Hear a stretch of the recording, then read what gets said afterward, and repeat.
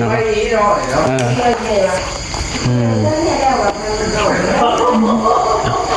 โทรศัพท์นี่มาก่อนจอบเลยได้เปิดโทรศัพท์ก่อนซื้อเขากินไหน เช้าไปลงไปลาดอีก เอาที่บริการอย่าไปซื้อเขาเปิดคลิป มียังเช่าไปร้าน บ่ โทรศัพท์นี้ ชอบไปเตย เปิด ให้เบิ่งโทรศัพท์บ่บัดนี้ เปิดเบิกอ่ะ เดี๋ยวต้องไปซื้อนี่เขาก็เปิดคลิปตัวจะไปซื้องามเนาะ งามบ่ลิ้นเบิ่งรูปเป็นบ่น่ะ บ่เป็นดอก เปิดให้แม่เบิ่งหน่อยเปิดให้แม่เบิ่ง เปิดลิ้นตัวนี้เฮ็ดแต่เพิ่นลิ้นแล้วก็เบิ่งนะเพิ่นโอ้ยน่าเปิดทุกสิ่ง ใช้สากบ่บัด ทางใน เบิ่งใช้สากมัน ดู ดู ใช้สากมันดูฮะ เฮ้ย โอ้ย โอ้ย หลายแหละ ยัง จนขับพัดกอง เฮ้ยเฮ้ย เงินไผลูกเงินเจ้าบ่ใส่เงินพี่จะดีให้บ่ ไอ้แล้วกอดแม่แล้วแม่กอดแม่แล้วกอดแม่เ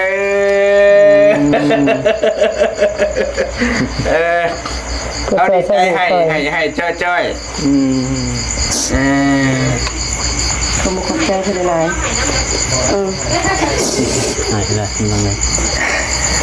ดีใจไอ้มันช้อนวันนี้เอา แม่นบ่ มีไผคือเพิ่นได้ไหน แม่นบ่ โอ้ คนหล่อคนดัง เป็นของตัวเองได้ไหน มีเงินบาทอีกโอ้อะไร นั่ นะ งนะจีเบขึ้นนี่เอาบ่เล่นไปนี่จะเล็งสุดหรอไม่ให้เอาจะนะ 8,000ดอก8,000 บาทกับ11ล้านกับ30,000 เงินเก่าที่บอกเงินเก่า3,000บ่ล่ะโอเค รวมทั้งหมด เงินเก่าจะไปเอาหมดเว้นนี่6,000แล้วเพิ่นไปเอามันน่ะแม่ลงเป็น บอ3,000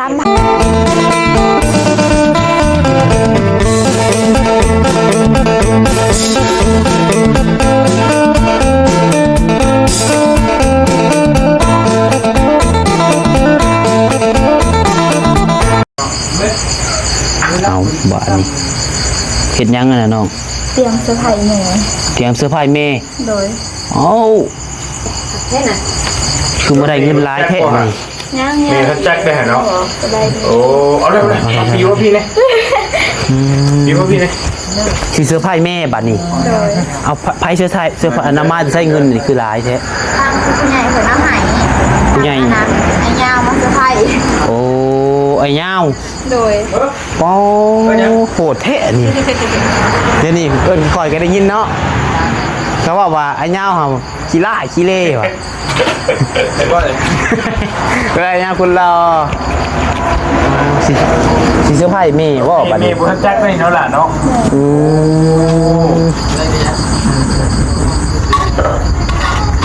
เฮ็ดพิเศษได้บัดนี้แม่สิใช้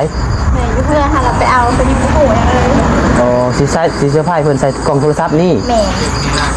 ครับเรามาพี่ แม่ เดี๋ยวเงินให้เรา โอ้ บอกว่าได้เงินต้นหนึ่งแล้วเด้อ โอ้ ย โทรศัพท์ได้ซะเพิ่นฮู้แล้วโทรศัพท์น่ะ ผู้แรกก็ต้องคนเปิดคลิปไปได้เด็กก็หูว่าเอ็นไทยหู ก็อยู่ไทยก็ฮู้แล้ว พี่ไม่เลยอีโร โตมาหยอกเฮาล่างได้ล่างได้หมด แต่ว่าโทรศัพท์นี่ฮู้แล้วเอาซันเลยโทรศัพท์นี่ก็บ่ให้แล้วให้เราเปิดมาเป็นโทรศัพท์ก่อนให้เราเปิดกล่องโทรศัพท์ก่อน เงินนี่บุทันจัดเงินนี่ไอ้เนี่ยบุทันลงคลิปเด้ มีแต่เนี่ย2 กล่อง น้องเพิ่นสิเฮ็ดเสื้อผ้าให้แม่เพิ่นเอ้ยสิไปหับแม่มาบ่นี่ตอนนี้เพิ่นอยู่เพื่อนแม่ทำมาไป บ่ย่านบ่ บอก ไปได้อยู่เนาะ รออยู่ รออยู่ มันก็มีได้คนบ่ได้ก็ให้ไปน้ำไอ้เบลไปน้ำบ่ ได้ไปได้ เห็นว่าเด้อเต้ช่วยไปอยู่ ป้าซาเดียวให้น้องเพิ่น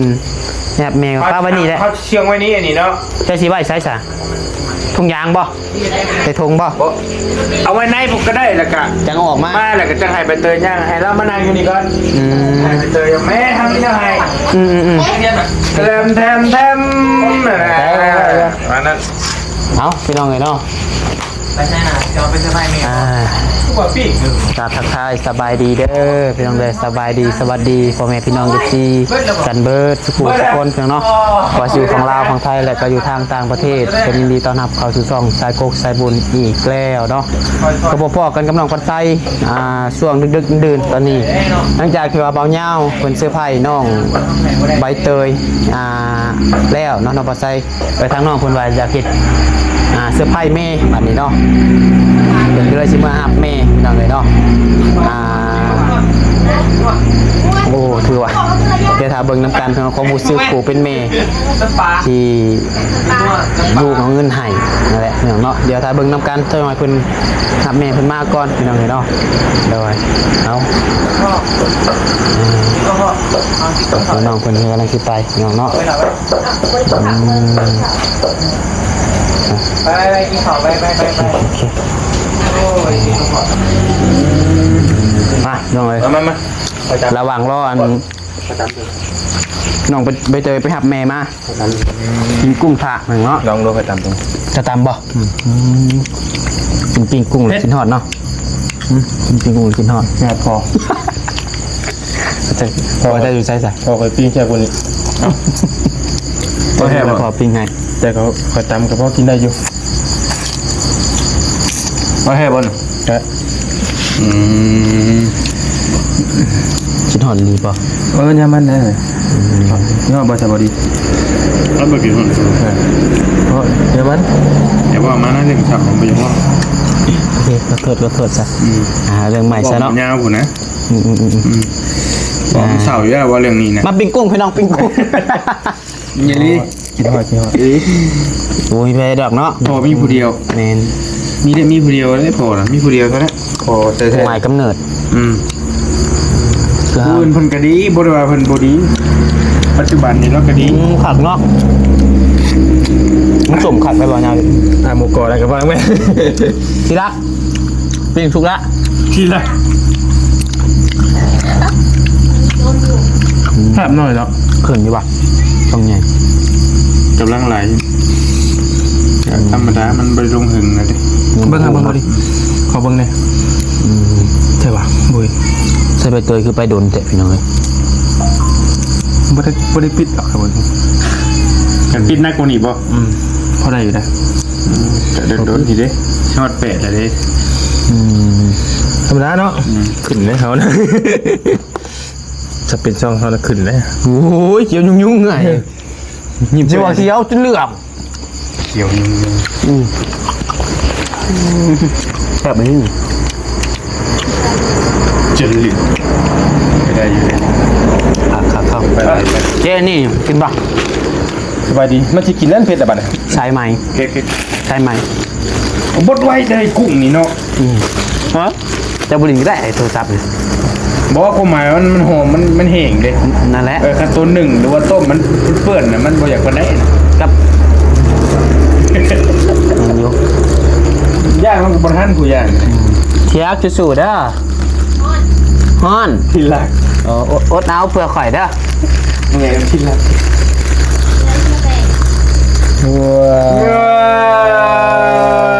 มือใดฮะแทงใจเด้มือใด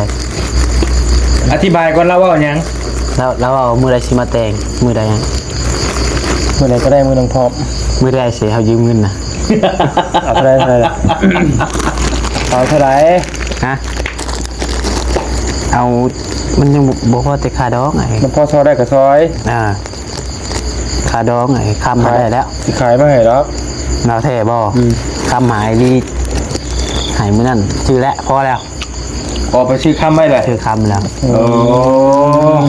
อันยังจะคาดองมานี่ฮะนะยังจะคาดองเลยยังโบราณไปเลยตัวเอาผมเห็นได้หา30 ล้านเนาะเลยโอเคหาลองน้องเบา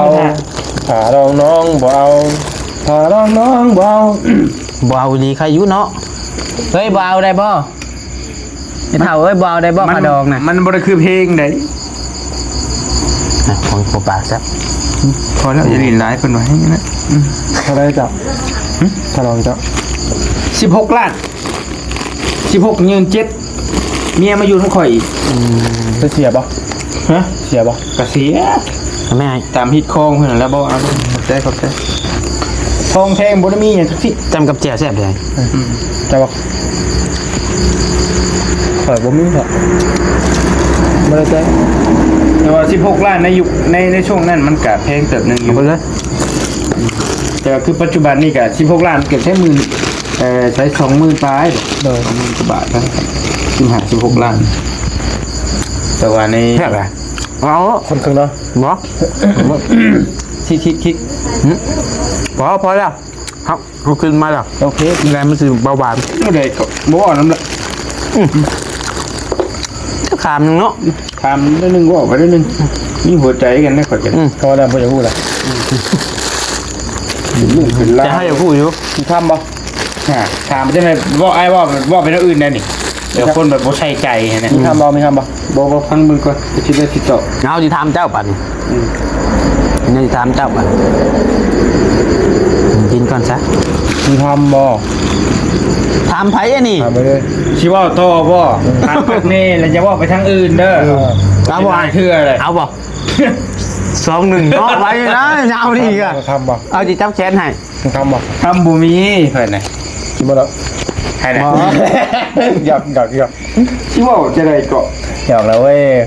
คนได้ตูงใหญ่นึง โยใจ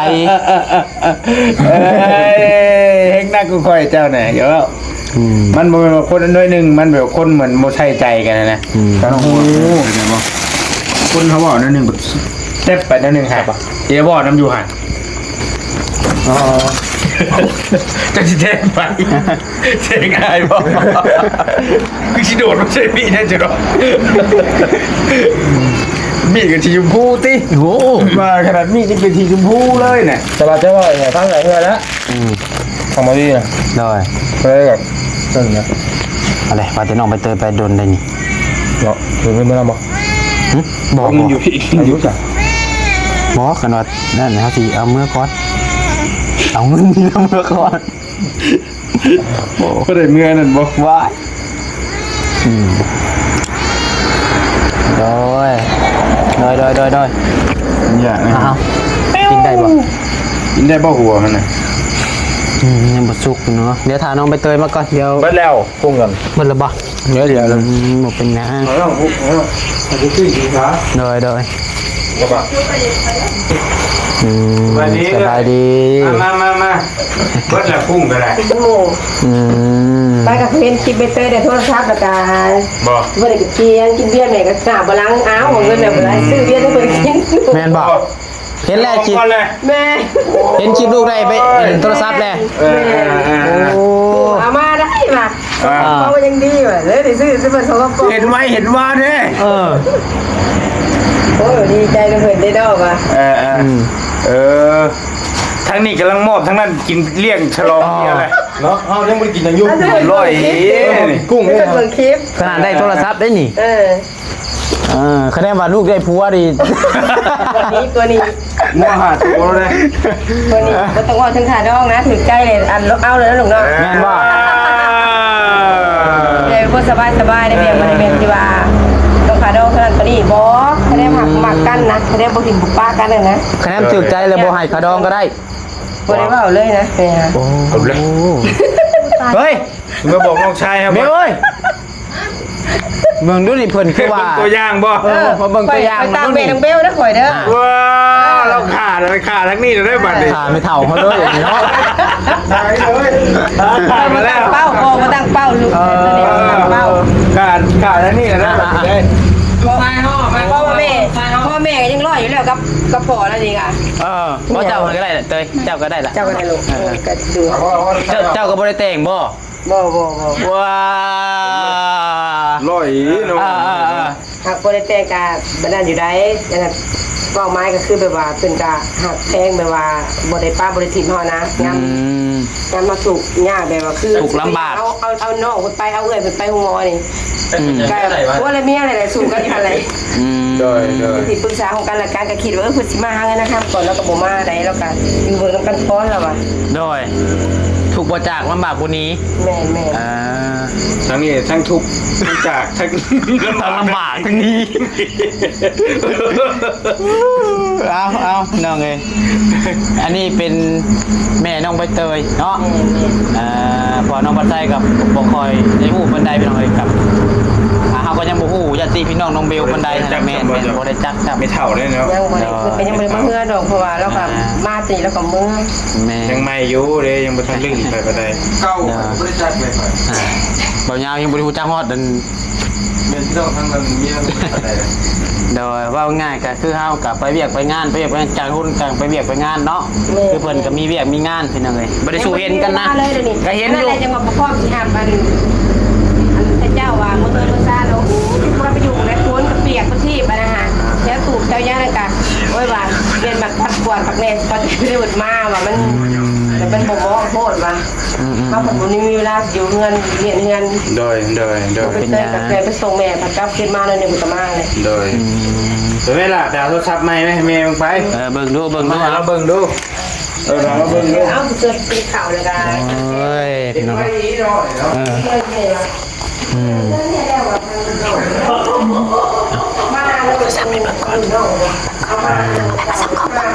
สอบหน่อยได้เปิดโทรศัพท์ก่อน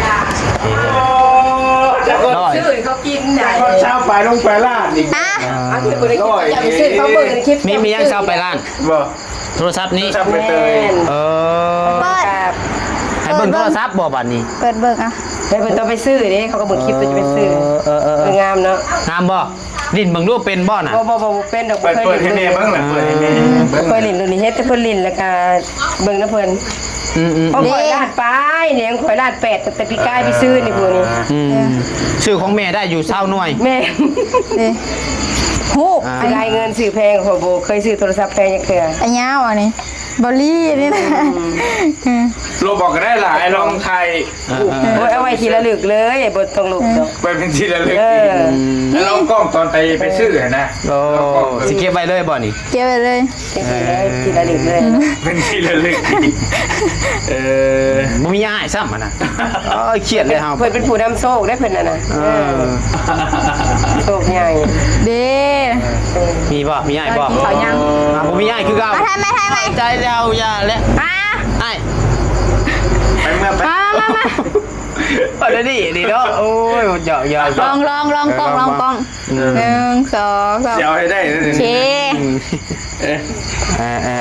ต้องถ่ายคู่กับแม่ดูหางามอยู่บ่เอาลองเบิ่งเอาลึบแช่โอ้ให้บ่แล้วเบิ่งหูซ้ำ บุ้งกระยางงามแล้ว เบิ่งโทรศัพท์แล้วบ่ ผมกล้องมันตัวนี้แล้ววะล่ะ เจ้าให้ผิดกล้องบ่ เขาใส่พิษกล่องเอาลองเปิดดูสิข้าง ใช้ ใน สากบ่บัด ข้างใน เบิ่งใช้สากมัน มั ดู นใช้สากมันดูฮะ เฮ้ย โอ้ย โอ้ย หลายแหละ ยัง จนขับพัดกล้อง เฮ้ยเงินไผลูกเงินเจ้าบ่ใส่เงินเพิ่นจะได้ให้บ่ แมน โอ้ ต่างประเทศคนต้องให้มีเงินใส่หนีเลย ดีใจเลยเนาะ ไอ้แล้วกอดแม่แล้วแม่กอดแม่แล้วกอดแม่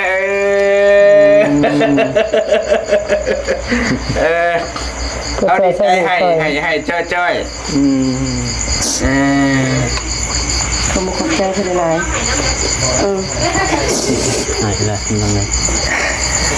ดีใจให้พัดช้องมาดิเอ้าโอ้ยพุ่นหายแล้วย่างกุ้งนับตาอะไร นับเบิ่งก่อนดูนะ เราเพิ่งดูเจ้า ให้แม่นับเบิ่งดูเท่าไหร่น่ะ เราแจ้งได้เห็นได้เราเห็นแล้วกูไปคือเก่า ผู้อยู่บ่เท่าไหร่ แล้วทางนั้นหลังเนาะ นับเบิ่งเลย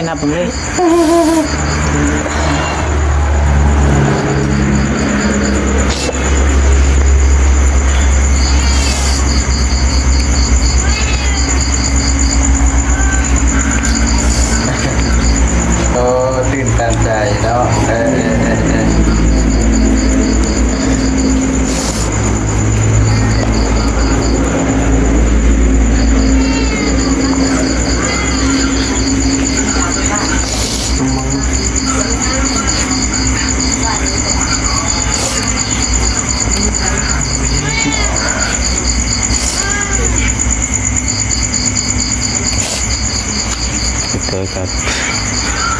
แห้งบ่ ครั้งแรกได้มีเงินมาเซอร์ไพรส์แม่อยู่แล้วแม่นว่า ปกติสิเป็นสิ่งของเคยเห็ดเวียกและสื่อให้เพิ่น รุ่นเป็นลุงหรือเปล่า อ่ะ อย่าได้แล้ว10 ล้านนับเด้อนับแล้ว10 ล้านเด้อ มาเป็นแล้วตอนนี้ที่เมียนซิ ล้าน อันนี้ล้านหนึ่งล้านหนึ่งอันนี้ เป็นเท่าไหร่บาท กับ30 บาท 11 ล้านกับ30,000 ตัวหนึงได้ล่ะตัวหนึงเด้ เบิดแล้วบ่ ตัวหนึงอยู่ ร้อยบี้ ในกระเป๋า เด้ ไปเอามาไปเอามารถมาให้เราอีกยังมีอยู่ได้ฮะ ยังบ่ได้เบิดบ่นี่ปอ ยังอยู่ ยังบ่ได้เบิดได้แม่เอ้ย บ่เป็นแนนโต๊ะเพิ่นไปเอาอันนั้นบ่ต้องเพิ่นไปเอาเว้นนี่บ่ ตัวไหน เอามาตื่นโทรศัพท์ บ่เกี่ยวกันต่างหาก นี่คนละคน เกี่ยวกัน อ่านี่ทางเบาเหย้าได้นี่นะ ทางส่งบางยาว โดยผู้จักอยู่บ่เบาเหย้าเบาเหย้าเอ้ยผู้จักผู้จักจะมานั่งใกล้ๆนี่ คนหลอกคนดังเนาะ แม่นบ่ มีใครคือเพิ่นได้ไหน แม่นบ่ โอ้ คนหล่อคนดัง เป็นของตัวเองได้ไหน มีเงินบาทอีกโอ้เท่าไหร่ ยัง นะ ไงสิไปขึ้นนี่เอาบ่เล่นไปนี่จะเล็งสุดหรอกไม่ให้ 8 เอา บาท จะนะ 8,000บาท แม่ 8,000 บาทกับ11 ล้านกับ30,000 เงินเก่าที่บอกเงินเก่า3,000บ่ล่ะโอเค รวมทั้งหมด เงินเก่าจะไปเอาหมู่เว้นนี่6,000เราเพิ่นไปเอามันน่ะแม่ลงเป็น บ่3,000เอาไปเอาน้ำเจ้า แล้วก็เงินอันนะ คุณเจ้า ไอ้นี่เอาให้ เป็น3,000ต่างหากบ่เพิ่มจะได้เมื่อวานนี้เพิ่นเอาตูนมาฮะ เมื่อวานนี่ไอ้ลี่ซื้อโทรศัพท์ไปเด้ แสดงว่ามื้อนี้นี่โชคใหญ่จักท่านนี่ หลายสันเตอร์ หลายท่านเติบ ลายสั้นแต่ ทางนั้นก็ได้อีก ไม่ บ่นะ ใช่ชองคู่นะได้เงินอีกบ่น่ะโอ้ยนี่จะพูดได้เงินแต่ก็ 4,000 10สั้น จังน้อยทางน่ะ โซ่นี่จะคนได้เงินอยู่นี่เนาะ มาปูคออะไรกว่า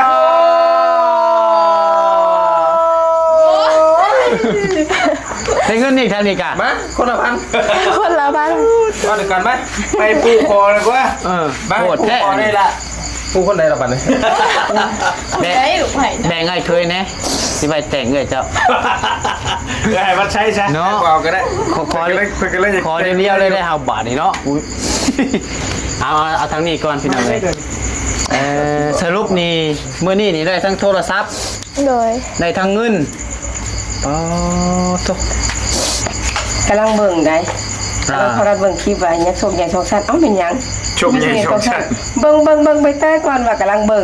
คลิปโทรไป อันพวกรุ่นนำกันอากาศเอ้ามีหยังเลยวะ ขึ้นไปเลยเนาะท่านแต่มันยังเกิดมันยังเกิดมันเกิดเ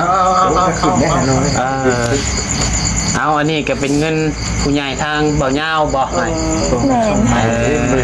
ขอบใจหลายๆเด้อทางคำซอยน้องเนาะคือว่าผู้ใหญ่ใจดีมาซอยนะ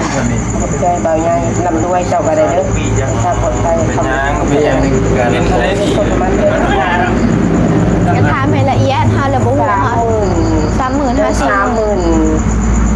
35,000ผู้ว่าข้างนี่ก็5,000เด้ข้างแม่ของน้องเวลนี่เพิ่นขายคำให้ว่าซั่นตอนช่วงที่ว่า รวมเบิดใช่ไหมตอนนี้ รวมเบิดที่จะเป็น บอกรวมเบิด ที่วันนี้ยังข้างอยู่ ยังข้าง 35,000 ยังข้างมันน่ะพวกเป็นหนี้เขาอยู่ประมาณ ทั้งหมด 100,000ตัวเลย น้อง เนาะ ตอนนี้เดือนเท่าไหร่นะ20,000ลงมาได้20,000ถ้าว่าบุร่วมของใบเตยตัว3,000ให้ได้20,000 โดย อะไรประมาณข้าวๆนะแต่ยังเดือนยังโบราณแล้วยังโบราณแล้ว14,000แล้วเนาะ14,000โบราณ ดี แล้ว ใจแล้วสนิทกัน ครับดีใจโบราณแล้ว แม่ คือว่าเบาไปหลายเติบได้นี่เนาะ ถ้าดองนะได้บ่ ใจได้เป็นหยัง ไม่ เอ้าเรามีลูกชายได้นี่เอาอยู่บ่ลูกชายเรา เพิ่นก็ว่าอยู่ได้มื้อนะฮะ เด้อ บ่ยากคือบ่ยาก บ่ให้แต่งเลยบ่ดิ ดอกขี้แรกก็อย่าเอาก็เฮ็ดตามที่เพิ่นพี่นี่จังน้อยแหละเนาะ ยันว่าบ่ให้แต่งเลย สิแต่งบ่แต่งก็แล้วก็แล้วแต่เขาอ่ะนะถ้าเขาบ่อยากแต่งเขาก็บ่แต่งเฮ็ดตามที่เพิ่นนี่เขาแล้วก็อย่า ใจน้ำได้เลยใจน้ำดีใจน้ำคือว่าโอ้น้ำ เบาไปหลายตื่นเป็น แล้วเติมดีใจน้ำไม่ใช่ว่า ก็ยังอุกใจอยู่อ่ะที่แรกก็เก็บเงินให้เพิ่นก็อยากใช้หนี้แน่ผัดก็อยากเก็บเงินให้เพิ่นแบบว่าอยากซื้อโทรศัพท์ให้เพิ่นไป เขาเฮียตัวเขาโตใส่โทรศัพท์นะ ดีใจเอ้ามีแต่ขอให้บัดนี้บัดสินไว้เด้อเด้อ จ้าตัวเรา ถึงที่ยังบ่ก็มองเพลงได้หลายเนาะ เบาไปอะไรแล้วนี่เบาแห้งไรเลย ดีใจนั่นเป็นไรโอเคเลยเด้อ เลยพี่ โอเคเดี๋ยวลงกับ ก็ เพิ่น เห ก่ นื่ อ อน ย ก็ จะ ได้ ดีเพื่อนให้ร่ำให้รวยเด้อ โอ้ย ก็ไปส่งเพื่อนมันก็ไปเจอแต่สิ่งดีๆได้เป็นเป็นกับไปประทานสนิทให้เป็นได้ร้ายรอยเท้าพันเท้าเนาะจะมีคูณไปเรื่อยๆจ้าเป็นผู้ที่คุ้มครองมือแย่งเพื่อนเด้อครับเลย เคยมีคนเอาเงินใหายละลายมีบ่ บอก บ่เคย แบบนี้ก็พัน2ครั้งเป็นนี่นะแบบว่าคือไอ้น้องนี่ให้เป็นนี่คันว่าเพื่อน เป็นก้อนใหญ่แบบนี้ เป็นก้อนใหญ่คือแบบว่าคืออ้าเป็นให้กันเป็นหนีแต่สำหรับห้างบริจาคของในช่วงเขาเดือดร้อนยังมีคนว่าเดี๋ยวขายค่าใหม่น้องอยู่ป้าบุถิ่นเขาเป็นขายคำ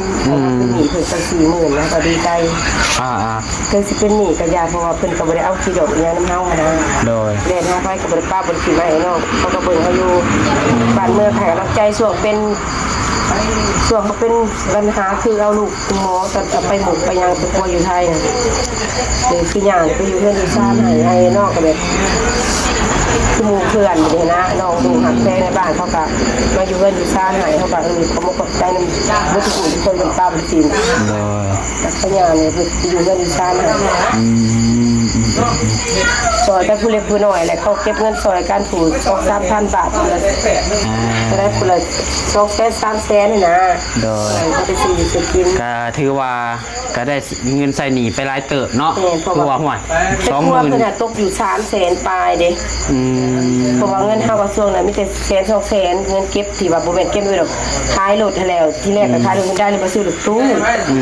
เพราะว่าได้ไปแบบเจ็บไข้ได้ป่วยเพิ่นเป็นค่ำคืนจะไปหาบ้านหาเมืองเขานะ โดย ก็ถึงมาเพิ่นก็คิดแต่ว่าไปหาหมู่ก็ได้เขาก็บ่ได้ป้าถิ่นบ้านเมืองเขาบ่มีไฟฟ้าดอกแต่ว่าเขาไปรบกวนเขาเนาะมันก็บ่ทันใจคือรถล้างอยู่เฮือนเฮาคิดนะแล้วก็ว่าก็เลยเก็บเงินทั้งลูกทั้งไทยแล้วโอ้ยเขาก็อยากได้รถคันงามแน่ว่ะขายรถอันตู้นเลยซื้อรถกระบะแล้วพออาจจะทำทัน1-3-4 แสนยังดีว่ะก่อนเงินได้เป็นกระท้อนมาก็ได้ประมาณ2 แสนน้อยๆแหละที่พอเปิดพัดดี แต่คืน ลูกสาว ลูกมีตึกตามมาเลยแหละครับ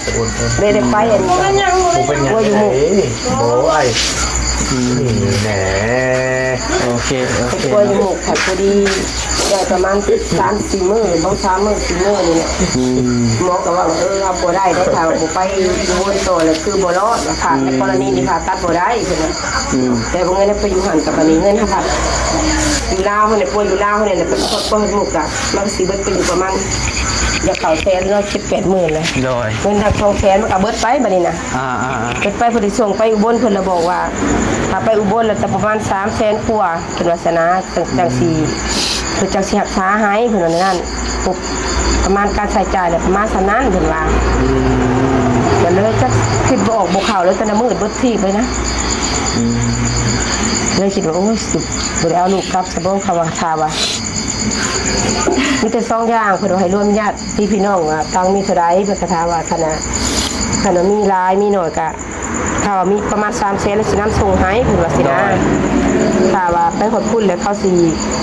ยังมีวิธีป้องเพิ่นเพิ่นว่าสิแหละถ้าอยู่หมุกเลยคือผ่าตัดแล้วบ่ได้ในกรณีนี้บ่ได้เพิ่นนะโอเคสนี่ธรรมดาก็คือดวงแข็งแล้วเพิ่นว่าคนป่วยนะ โดย ปกตินี่สิค่าทีเพิ่นว่าสินะอันนี้นี่มาหดหมุกสิว่าดวงแข็งอยู่เพิ่นว่าก็เลยว่า